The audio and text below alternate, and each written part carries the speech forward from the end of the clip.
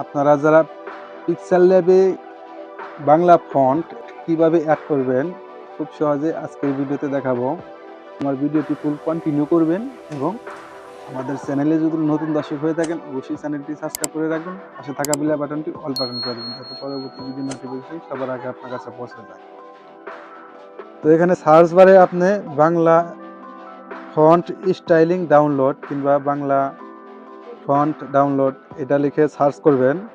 তো আমি এখানে এই যে ফ্রি বাংলা ফন্ট ডাউনলোড আমি এটার উপরে ট্যাপ দেব।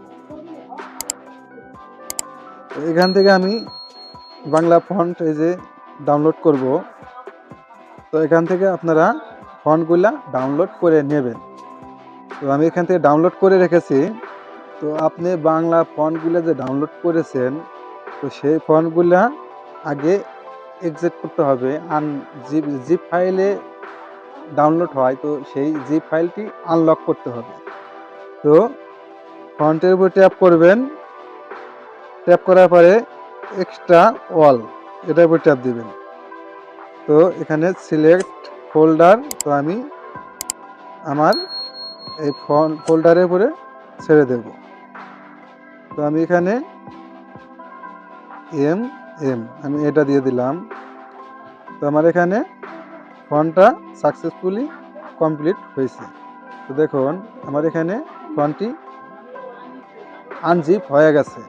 তো এইভাবে আপনারা ফন্টগুলা আনজিপ করবেন।